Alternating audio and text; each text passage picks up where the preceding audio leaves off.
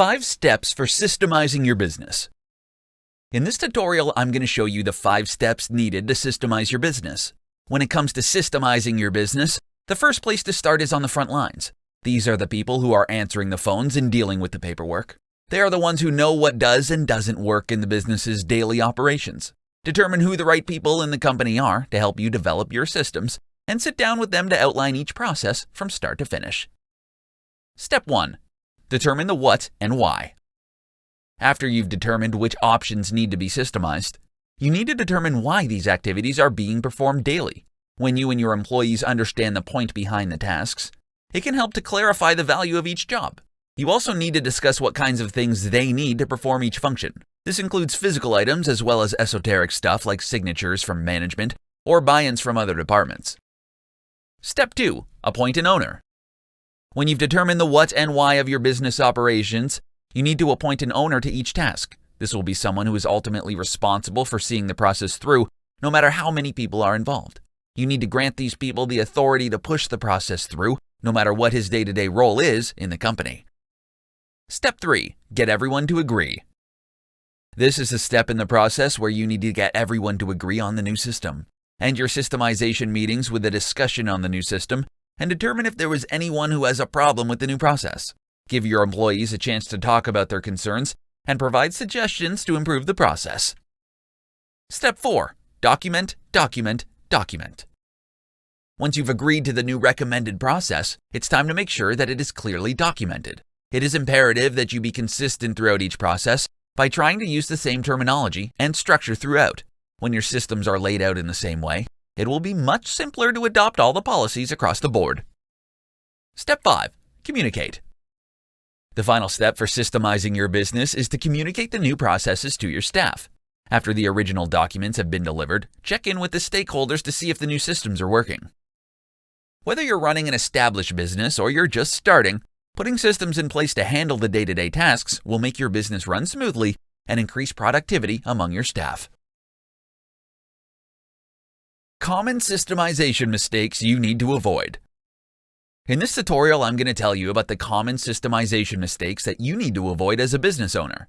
As an entrepreneur, your business will begin to expand to the point that you will no longer be able to be directly involved in the day-to-day activities.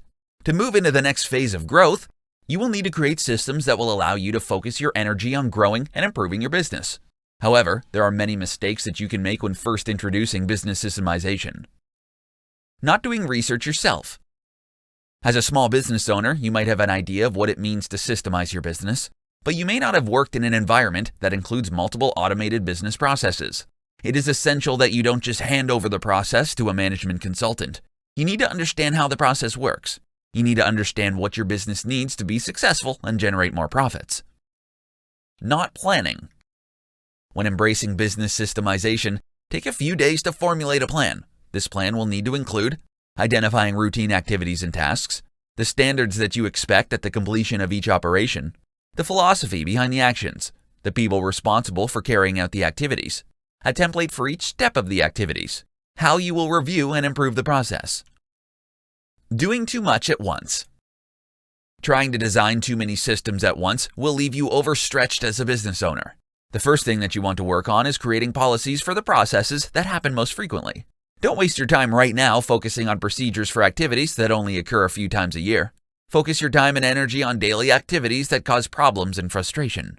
Start with small activities so you can become confident in documenting and testing systems before moving on to more complex processes. Not communicating with your team. It is essential that you fully inform your team about the changes that are taking place with the business processes. Your team will be more supportive and more involved if they understand the benefits to the business and them personally for systemizing. These common pitfalls will quickly derail the progress you make in systemizing your business. Putting stable systems in place will make your business run smoother and increase productivity among your staff so you can focus on continuing to grow your business. How systemization can help you grow your online business. In this tutorial, I'm going to show you how systemization can help you grow your online business. When you run your own online business, there is never a shortage of things to do. For every task you complete, there are 4 more to add to your plate. You often find that you don't have the time or energy to focus on the bigger picture. This is where systemization can help. Visualize your future. When you begin to think about your long game, it is essential to take the moment to visualize where you see your business heading. This can be in the next 6 months, year, or 5 years. You won't be able to begin systemizing your business and moving it forward until you can establish the direction that you're headed. Identify your processes. Your first step is to identify the tasks within your business that are reoccurring. Those tasks that take up precious time from your daily and weekly routine. These tasks are perfect for systemization. Taking the time to think about your daily operations will allow you to recognize the jobs that are repetitive. Here are some of the tasks that are common and perfect for systemizing. Preparing and sending invoices, bookkeeping, customer support, preparing and sending an email newsletter, preparing project proposals. The list will vary from business to business based on the way things are done. Start documenting. Once you've identified some of the business tasks that can be systemized, you will need to start documenting them step by step. These procedures will become the backbone of your company and will serve as an operating manual for new hires. When recording the systems, you need to be as detailed as possible and include every step, sub-step, and explanation. Make your procedures visual. No one wants to read pages upon pages of text documentation. That's why it's incredibly important to break up long blocks of text with visuals, like screenshots and videos. These can add clarity to each step of the process. Delegate tasks. Once you've created the documentation, execute the procedure yourself by following along with the documentation you've created. This will allow you to confirm that you haven't skipped any crucial details or steps. Once you're sure the document is correct, you can start delegating these systemized tasks to your staff. With the library of process documentation that you've created, you've built a successful machine that can run itself, allowing you to focus on the activities that are necessary to continue to grow your business. How to save yourself time by systemizing your online business. In this presentation, I'm going to show you how you can save yourself time by systemizing your online business. You may have thought that when you started your online business, that you would have more freedom and time to do things you wanted to do instead of working. Unfortunately, this is not usually the case. The truth is that running a business requires much work. It doesn't have to be this way. By systemizing your business, you can start finding more time in your days and concentrate on enjoying your life.